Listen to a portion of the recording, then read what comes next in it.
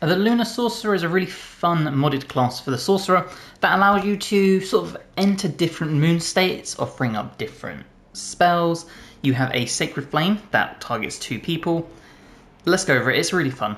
So, we're going to start the Sorcerer the Sorcerer class, and we're going to go level by level, comment you on all the items you could need. So of course, we start with the Sorcerer, and this will give us Constitution saving throw proficiency and Charisma saving throw proficiency, as well as dagger and water staff and light crossbow proficiencies.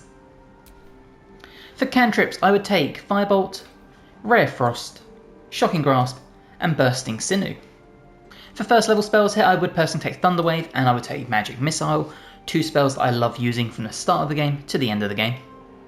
And that brings us to the Lunar Sorcery subclass. You and your forebearers have long been exposed to the concentrated magic of Toral's moon Selene, allowing you to harness the power of the very phase of the moon. So Moonfire allows your Sacred Flame spell to target 2 creatures close to each other. Awesome. Lunar Embodiment, and this is basically where you can enter a lunar phase. So while in this phase, you can cast 1 level spell of the associated phase once per long rest without using a spell slot, which is awesome. Your lunar phase gains additional bonuses at later levels, which are only available when manifesting the corresponding lunar phase. So we come in here, the 3 that we have are Full Moon, Crescent Moon, and New Moon. New Moon allows you to do Rare Sickness, Crescent Moon will allow you to do Colour Spray, and Full Moon, Shield. In my opinion, especially early game, Full Moon is by far the most powerful. For your ability points, we're going to have 10 Strength, 16 Dexterity, 8 Constitution, 10 Intelligence, 14 Wisdom, and 16 Charisma. This is if you're respecking. If you're not, Constitution at 16, you want your Dex at 14, Strength at 8. In fact, I'll just show you, it'll be easier. So this is how you want it if you're not respecking and you're playing this from the start of the game, or you're just not at the end of the game. 8 Strength, 14 Dex, 16 Constitution, 10, 10, 16. But because we're respecking, I am going to be going with the 8 Constitution route. For your proficiencies, take whatever fits your roleplay. Sorcerer level 2 lets you create your sorcery points and your spell slots. You also gain 2 passives. For the spell slot here, we are going to take Mage Armor to help protect ourselves. And for your Meta Magic, we're going to take Twin Spell, meaning we can target 1 additional creature with our spells if we target this, and Distance Spell to increase the range by 50%. Sorcerer level 3 gives us another sorcery point, as well as a bunch more stuff. So for a spell here, we are going to take Hold Person, because I think this is one of the key spells for any spellcaster to have.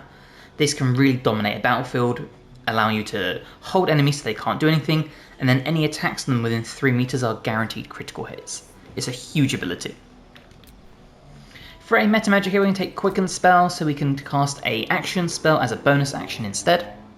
Level 4 unlocks our 2nd level spell slots and another sorcery point. Now for a spell here, we are going to take Minor Illusion. And then for a main spell, we're going to take Misty Step to help us get out of danger, to get to high spots, to cast spells. Basically, survivability and maneuverability. For your feat, you probably guessed it, but we are going to bump our Charisma, as this is our spellcasting modifier, up to 18. Sorcerer level 5 unlocks 3rd level spell slots and another sorcery point. For a spell here, we are going to take Counterspell. Again, I think this is a must-have for any spellcaster, especially a sorcerer or wizard. Having that battlefield control, being able to nullify enemy spellcasters is awesome. Sorcerer level 6 unlocks Lunar Boons. So whenever you use your meta magic on a spell of the School of Magic associated with your current lunar embodiment, you can reduce the sorcery points spent by 1 to a minimum of 0. So essentially meaning if you wanted to do a Quicken spell, it would cost you 2 instead of 1. Now as you can see here, for Full Moon it's Abjuration and Divination. For New Moon it's Enchantment and Necromancy, and for Crescent Moon it's Illusion and Transmutation. You also gain Waxing and Waning. You gain greater control of the phases of your lunar magic and can spend 1 sorcery point to change your lunar embodiment. This is huge because it means you can bounce between different lunars now. And if you come in here, you will see it still only tells you about Shield, Colour Spray, and Rare Sickness. For a spell here, we are going to take Lightning Bolt because I think this is phenomenal, especially if you compare it with a Create Water type situation. The damage output is just phenomenal. Sorcerer level 7 unlocks more sorcery points. We also get to pick another spell, and for this one we're going to take Haste. Again, being able to put this onto a fighter or barbarian, give them a +2 to AC, is incredible. Sorcerer level 8 unlocks our next feat. Before that we get to pick one more spell, and for this one I would personally take Rays of Fire, or sorry, Scorching Ray. This is awesome. 3 rays, 2 to 12 damage. It's just a nice solid damage dealer. You can upcast this for more damage. Essentially, it's just a really good low-level spell for pumping out some damage. For your ability improvement, you probably guessed it, but we are going to be taking our Charisma from 18 to 20.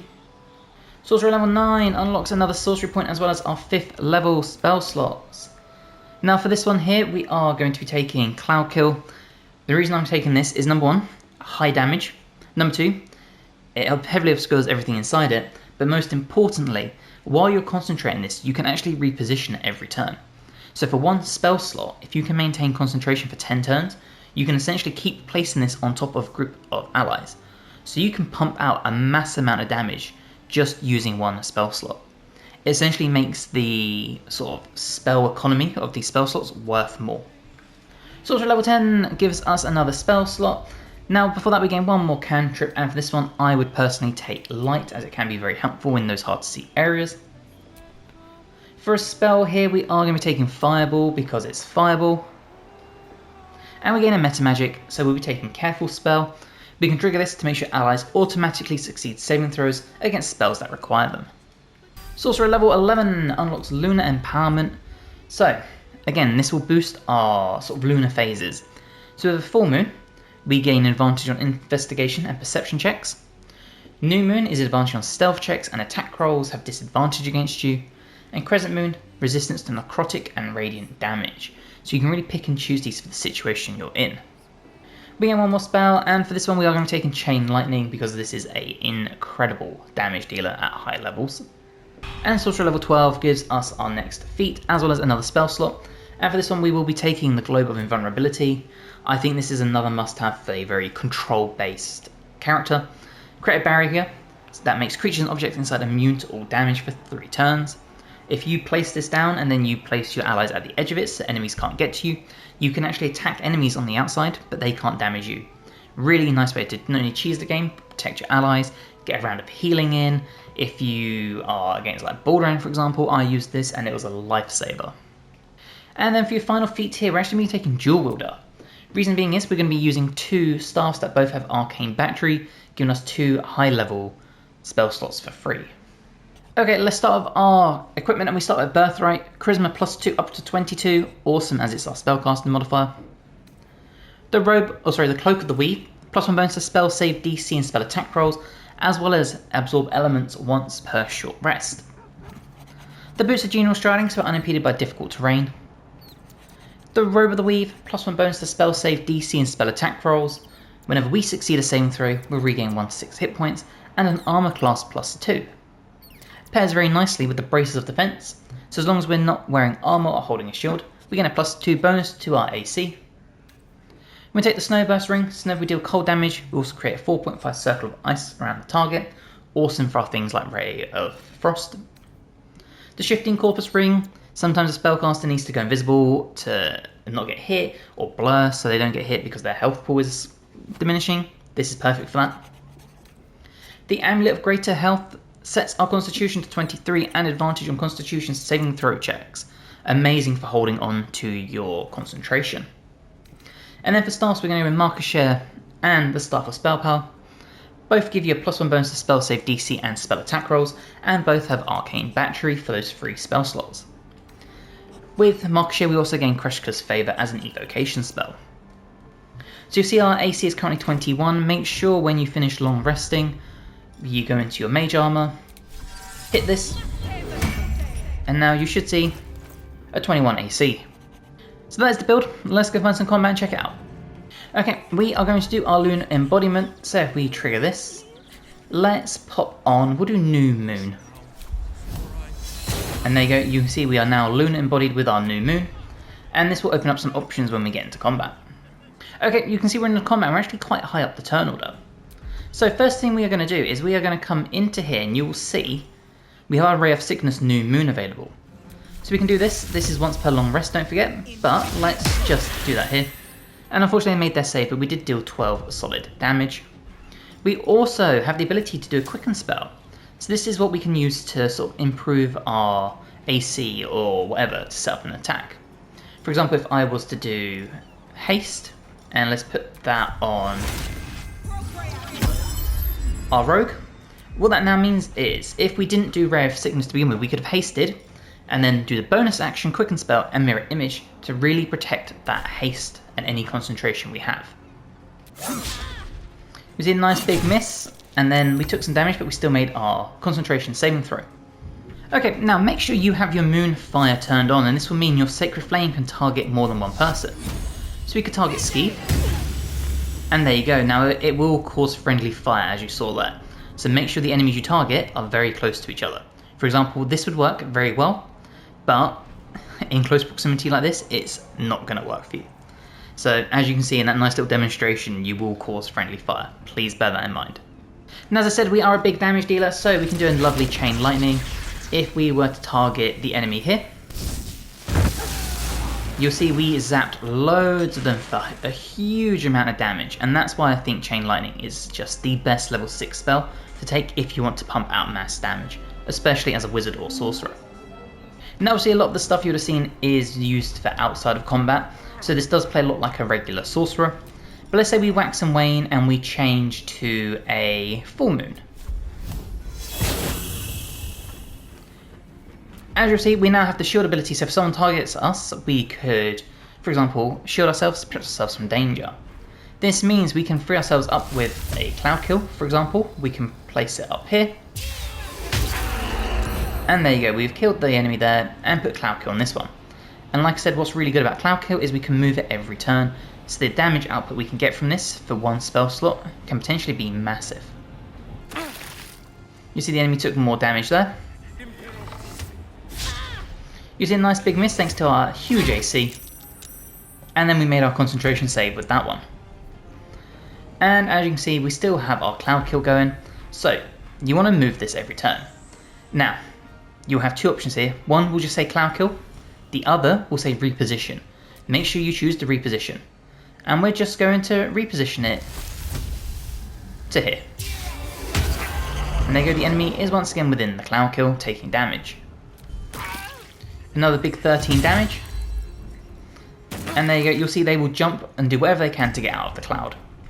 And once again, we can get huge utility out of that spell by just moving it to hit.